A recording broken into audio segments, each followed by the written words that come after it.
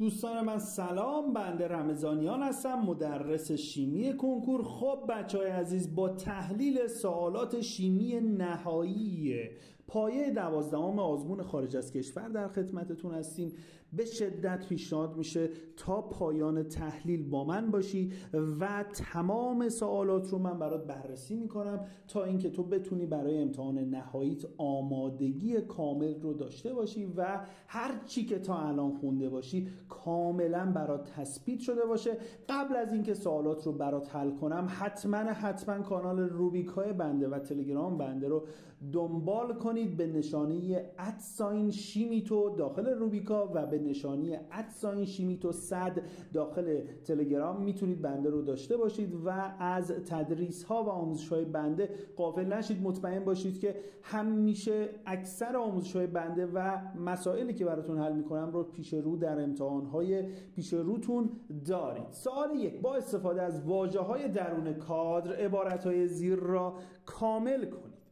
اندازه ذره های جای خالی درشتر از کلوئیدها هستند. ما باید بدونیم که اندازه ذره های سوسپانسیون درشتر از کلوئیدها هستند و برخلاف کلوئیدها ناپایدارند. دوستان من، کلوئیدها بدونید که پایدارند و سوسپانسیون ها ناپایدارند. افزایش فشار در تعادل فلان موجب جابجایی تعادل در جهت جای خالی می شود. دوستان عزیز بنده، ما میدونیم که فشار بکشه بالا حجم میکشه پایین، حجم بیاد پایین ما میریم به سمت مول گازی کمتر. پس فشار بره بالا حجم میاد پایین به سمت مول گازی کمتر. اینجا 2 مول، اینجا 1 مول. مول گازی کمتر میشه A، یعنی در جهت برگشت ما داریم جابجا میشیم. فلز جای خالی با اینکه اکسایش مییابد اما خورده نمیشود.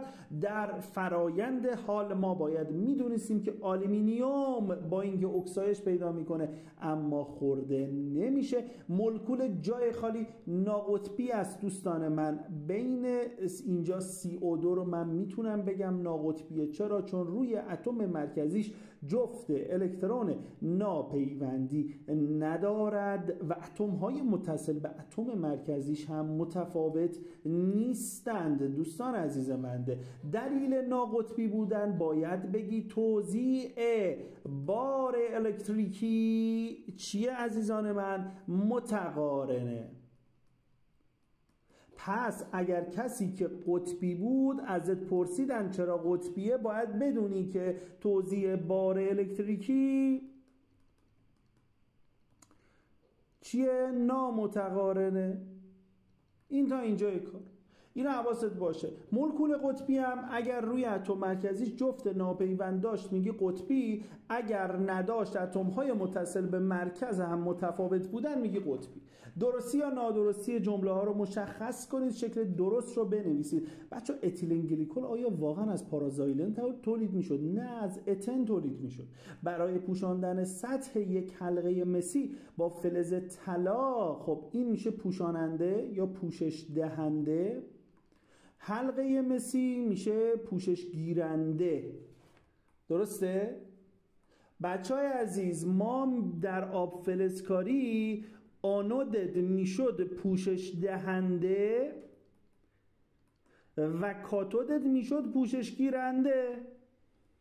حالا تا اینجای کار رو داشته باش. کاتودت میشد پوشش گیرنده و در یک سلول الکترولیتی رخ میداد. وقتی که الکترولیتی بود کاتودت قطبش منفی بود، آنودت قطبش مثبت بود. فلز طلا را قطب منفی باتری تشکیل میداد، پوشش دهنده است. آنود قطب مثبت رو تعیین میکنه. محلول وانادیوم 2 بنفش رنگ است. بله، کاملا درسته دوستان عزیز بنده. هرچه نوع و شمار گروه عاملی در مولکول بیشتر باشه دوستان من، سنتز و ساخت آن دشوارتر است. کاملا صحیح عزیزان بنده. با توجه به ساختار 2 نوع پاک کننده به پرسش ها پاسخ دهید. خب دوستان من، این شماره 1 داره یک صابون رو نشون میده، پاک کننده صابونی رو نشون میده و شماره 2 یه پاک کننده غیر صابونی رو نشون میده. که غیر صابونی ها، پاک‌کننده غیر صابونی ها توی انواع آبها قدرت پاک‌کنندگیشون حفظ میشد مثل آبهای سخت. پس حالا میگه ترکیب یک پاک‌کننده صابونیه یا غیر صابونی، من میگم صابونی. چرا صابونی دوستان من؟ به خاطر اینکه یک زنجیره هیدروکربنی داره، خب یه آر داره، یعنی زنجیره هیدروکربنی داره و عرضم به خدمت شما که یک یون کربوکسیلات داره، سیلات داره، این حواست، کربوکسیلات داره. کدام بخش آ یا ب در ترکیب دو آب دوست است؟ بچهای عزیز ببینید قسمت آ قسمت ناقطبیه غیر صابونی است، قسمت ب قسمت قطبیشه. قطبی ها در آب حل میشن، ناقطبی ها در آب حل نمیشن و چربی دوست هستن. ترکیب دو یک شخصیتی در ترکیب دو آ یا ب، میگه کدومش آب دوسته؟ من میگم ب آب دوسته، یعنی SO3Na. درسته؟ اینو حواست باشه. کدام پاک کننده یک یا دو در آبهای مختلف یا انواع آبها قدرت پاک کنندگیشو حفظ میکنه؟ بله، من بهت گفتم شماره 2. حواست رو جمع کن. پاسخ درست هر سوال رو از بین واژه‌های داخل پرانتز انتخاب کنید و در پاسخ برگ بنویسید. فلزهای دسته SPD در کدام ویژگی با یکدیگر تفاوت دارند؟ دوستان عزیز من بدونید این دستا در میزان سختیشون. کدام فلزها دارای عدد اکسایش متغیر هستن؟ کدام فلز یا فلزها؟ یه آهن داری، یه اسکاندیوم داری. آهن هم 2 بار داری هم 3 بار داری. اسکاندیوم فقط 3 بار داری. روی فقط 2 بار داری. نقره فقط 1 بار داری. حواست باشه. جیوه 2 نوع داری. حواست باشه. گالیوم فقط 3 بار مثبت داری. آلومینیوم فقط 3 بار مثبت داری. آیا آهن اسکاندیوم یا آهن و اسکاندیوم؟ اسکاندیوم نیست، آهن. کدام ماده دارای چینش 3 بعدی است؟ دوستان من باید بدونید هم کلسیم کلرید و هم تیتانیوم میتونه دارای چینش 3 بعدی باشه. کدام دسته از موارد دارای بیشترین شمار و تنوع هستن؟ بدونید که مولکول ها از موادی هستن که دارای بیشترین شمار و تنوع هستند. و ما سوال شماره 5 وارد اسیدها و بازها میشیم. خب اگر شکل رو نگاه کنید با pH 7 آب خالص دارید، ماده X رو اضافه میکنید، pHش زیاد شده. خب pH زیاد بشه یعنی اسیدیت کم شده. اسیدیت کم بشه، خب نگاه کنید هرچه pH کمتر اسیدی بیشتر، یعنی این که H مثبت شما عزیزان بنده غلظتش کم شده، OH منفی زیاد شده. میگه با افزودن ماده X کدام ایون کاهش پیدا میکنه؟ چون اسیدیم ضعیف شده H مثبت هم کاهش پیدا میکنه، OH هم زیاد میشه، پس هیدرونیوم یا H مثبت. ماده X کدام یک از این دوتا میتونن باشن؟ عزیزان بنده ببینید اکسیدهای فلزی، خب اکسیدهای فلزی بچه ها pH رفته بالا، پس من باید بگردم دنبال ماده‌ای که بازی میشه. اکسیدهای فلزی مثل لیتیوم اکسید که یک فلز با اکسیژن هست در آب باعث تولید OH منفی میشه، پس غلظت OH منفی رو زیاد میکنه. من دنبال کسی هم که OH منفیم زیاد بشه. کی این کار رو میکنه؟ لیتیوم اکسید. چرا؟ چون غلظت OH منفی رو وقتی که وارد آب میکنیم زیاد میکنه. خب مورد پ رو خیلی ها مشکل داشتن و خیلی پرسیدن از من افزودن 1 مول از کدام ماده HCl یا N2O5 به محلول X مقدار pH محلول کاهش بیشتری خواهد داشت. دوستان من طبق کتاب درسی N2O5 بره توی آب 2 تا H مثبت تولید میکنه، درسته؟ با NO3 منفی مون دیگه، و HCl بره توی آب یه H مثبت و یه Cl منفی میکشه بیرون. حالا میگه بین این دوتا کدومشون غلظت pHشون کمتر میشه؟ دوستان من اونی که مقداره، وقتی که میگم pH کم بشه یعنی اسیدی تر بشه. وقتی که اسیدی تر بشه باید H مثبتت بیشتر از حالت باشه. بین N2O5 و HCl کدوم بیشتر؟ N2O5. تمام. سوال 6 آخرین مرحله در فرایند استخراج فلز منیزیم رو داره به من نشون میده. حالا میگه نیم واکنش اکسایش رو بنویسید. بچه‌ها در منیزیم کلرید کلر اکسایش پیدا میکرد، منیزیم کاهش پیدا میکرد. یعنی الان من بخوام نیم واکنش دوستان من اکسایش رو بنویسم، Cl منفی میداد Cl2، بعد الکترون تولید میکرد 2 تا الکترون و اینجا هم 2 تا Cl منفی. حواست باشه بخون حتما. سلول دانز، منیزیم کلرید، برخوافت آب، اینا همشون میان احتمالش زیاد الکترود آ یا ب کاتود است دوستان من. جهت حرکت الکترون از این سمت از آنود به کاتود، کدام الکترود آ یا ب کاتود؟ ب کاتود. اینا حواست باشه. حالا توی کدوم سلول رخ میده؟ چون باتری داره در سلول الکترولیتی. تمام. دلیل هر یک از موارد زیر رو بنویسید. 1.75 گرافیت جامد کوالانسی اما نرم دوستان من. گرافیت جامد کوالانسی دو بعدی و ساختار لایه‌ای دارد و باید بدونی که نیروی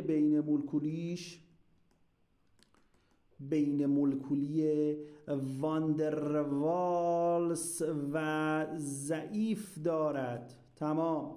در واکنش تیغه مس با محلول نقره نیترات که بیرنگه، با گذشت زمان رنگ محلول به آبی تغییر میکنه. خب دوستان من واکنش انجام شده، یعنی CU تبدیل شده به CU دوباره مثبت و 2 تا الکترون آزاد میشه. رنگ چه کسی CU دوباره مثبت بود؟ رنگش آبی بود، CU دوباره مثبت. اوکی.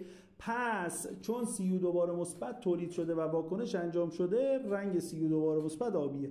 فسفر سفید برخلاف گاز هیدروژن در هوا و در دمای اتاق میگفت میسوخت. درسته؟ چون که انرژی فعالسازیش کمه، آی کم یعنی انرژی فعالسازیش کمه و دمای اتاق انرژی فعالسازی رو تأمین میکرد. در زمستان به ویژه روزهای سرد با وجود مبدل کاتالیستی گازهای CO، NO3 XH بیشتری از اگزوز خودروها خارج میشد. دوستان عزیز بنده باید بدونید که در لحظات اولیه کار کردن موتور دمای وقتی که میخواد موتور کار کنه دوستان من، موتور میخواد کار کنه، اوکی، دمای مبدل کمه، مبدل کاتالیستی، و تو این دما سرعت واکنش هم کمه. پس اوکی، توی هر دمایی قرار نیست مبدل کاتالیستی انجام بشه. حواست باشه.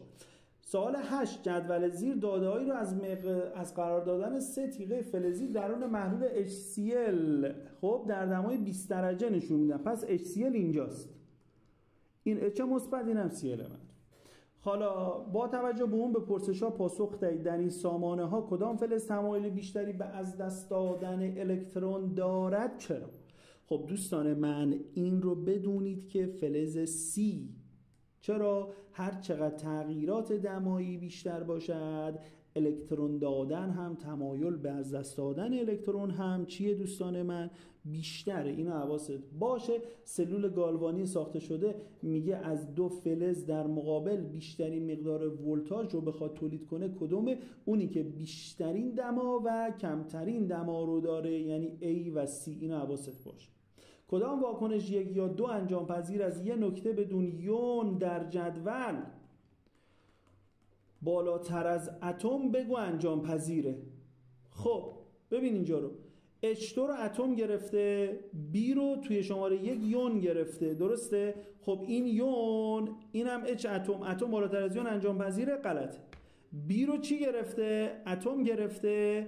H مثبت رو چی گرفته؟ یون گرفته. یون بالاتر از اتم چی میشه حالا؟ ها؟ بذار اینو ببینم، بنویسم دوباره. اینو یون گرفته، اینو اتم گرفته. خب یون بالاتر از اتم انجام پذیره، شماره 2.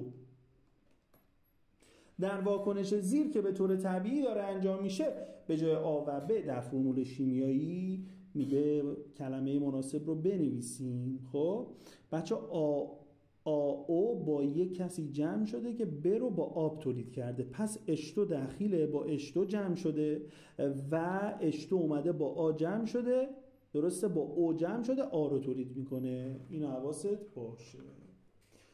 سوال 9. شکل زیر نمودار انرژی فروپاشی شبکه برای 2 ترکیب MgO و سدیم کلرید نشون میده. خب به پرسش ها پاسخ بدید دوستان من. اگر ببینید B که همون MgO، چرا؟ چون انرژی شبکه MgO بیشتر از NaCl. چرا؟ چون بار کاتیونش بیشتر از بار کاتیون اینه. اینا حواست باشه. یا اینکه مثلا ما میتونیم بگیم که عرضم به خدمت شما که میتونیم بگیم که چون که چگالی بار NaCl کمتر از MgO، خب به خاطر همین NaCl کمتر چیزش انرژی شبکش. اینو حواست باشه. پس اینم NaCl. میگه نمودار آ کدوم یکی از این دوتا رو نشون میده؟ NaCl رو نشون میده. خب اینو حواست باشه. چرا؟ چون چگالی بار NaCl کمتره. اگر شعاع یونی برای یون Mg2 بار مثبت 86 پیکومتر باشد چگالی بار رو حساب کنید. خب چگالی بار میشه نسبت بار به شعاع. خب Mg2 بارش شعاعش هم 86، حساب کن ببین چند میشه. کدام نیمکره 1 یا 2 در شک شعاع یون کلورید رو نشون میده؟ 1 یا 2 دوستان من. کلورید یعنی Cl منفی، یعنی کسی که الکترون گرفته. کسی که الکترون بگیره شعاعش بزرگتره، پس میشه شماره چند؟ شماره 1. اگر مقدار آنتالپی فروپاشی MgO برابر اینقدر باشد کدام یک از معادله‌های زیر مفهوم رو به درستی نشون میده؟ خب دوستان عزیز بنده، آنتالپی فروپاشی یعنی میگفتیم مقدار گرمایی که به یک مول جامد یونی بدیم، یعنی جامد باشه و تبدیل بشه به یونهای گازی شکل خود، یعنی گاز باشه. خب حالا بچه MgO تو شماره 1 که گرما از دست داده خداحافظ، توی شماره 2 گرما گرفته فقط باید جامد باشه. این جامد، این گاز غلطه، میشه 2. تمام. شماره 10 طبق این واکنش به پرسش ها پاسخ دهید میزان پیشرفت واکنش در کدام دما بیشتر است؟ دوستان من دما رفته بالا.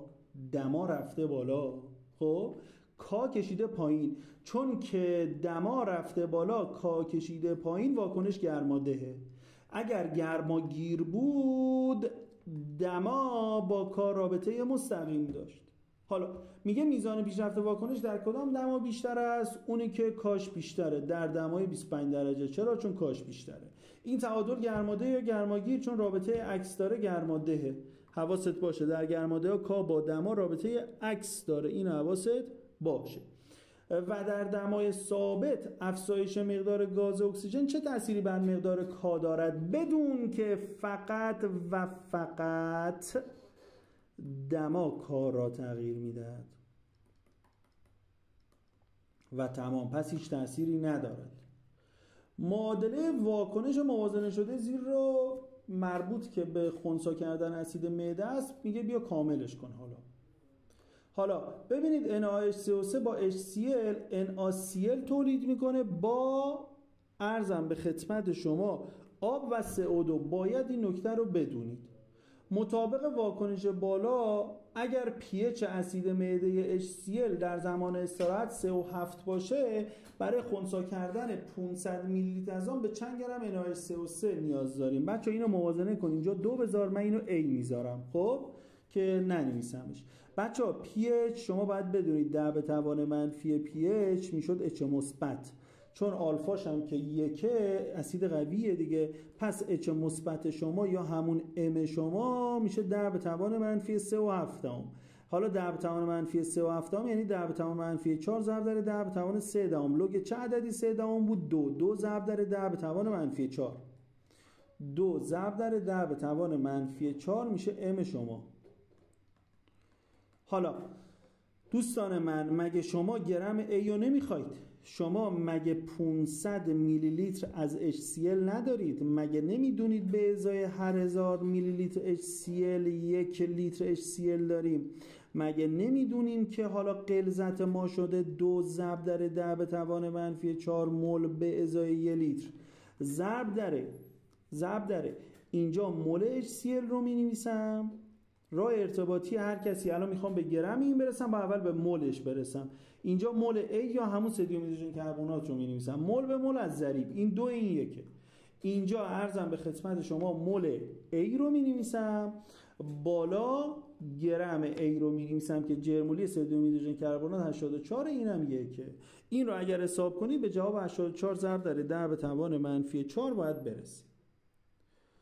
با توجه به شکل که محلول بازی آمونیاک را نشان می‌دهد به پرسش ها پاسخ ده. از این محلول به چه منظور استفاده می شود دوستان من؟ NH4OH به منظور شیشه پاک کن. اینو حواست باشه. درصد یونش رو حساب کنید. خب درصد یونش میشد مولکول های یونیده شده به شمار مولکول های حل شده ضرب در 100. یک دونه مولکول یونیده شده، کل مولکول ها 2 4 6 8 ضرب در 100 که میشه 12.5%. اینو حواست باشه عزیزان بنده.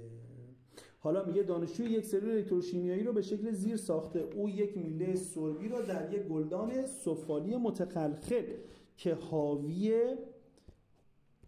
حاوی محلولی از سرب 2 نیترات است قرار داده و سپس گلدان متخلخل را در یک ظرف آلومینیومی بزرگ دارای آلومینیوم سولفات وارد کرده. میله سرب توسط یک سیم مسی به ظرف آلومینیومی متصل می شود و ولت متر مطابق شکل در مدار بیرونی قرار می گیرد. به پرسش ها پاسخ دهید.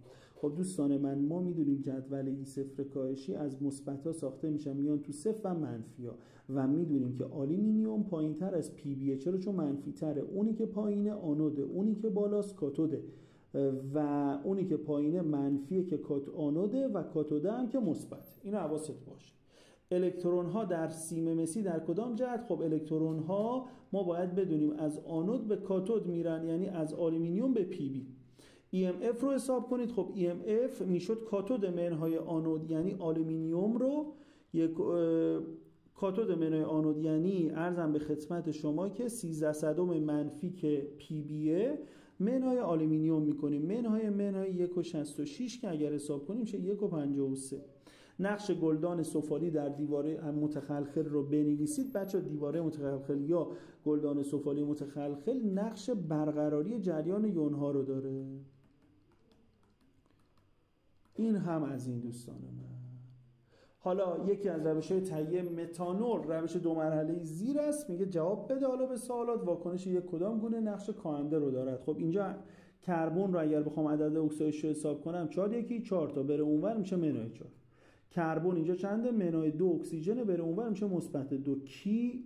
کربن. چرا؟ چون عدد اکسایدش زیاد شده یا تغییر عدد اکسایدش آن مثبت است. چرا تبدیل متان به متانول سخته؟ به خاطر اینکه متان واکنش پذیری بسیار کمی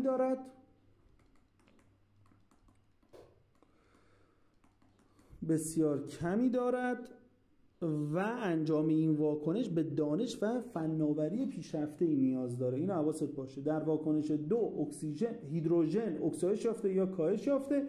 هیدروژن اینجا عنصر آزاد 0، اینجا مثبت 1، از 0 رفته 1 مثبت 1 شده. حتما این پست رو بفرست برای تمام دوستان و تمام سوالات خارج از کشور نهایی رو به نظر من توی کشور اولین نفری هستم که حل میکنم. حتما استفاده کن تا اینکه بتونی فردا امتحان رو بتر کنی. خسته نباشید.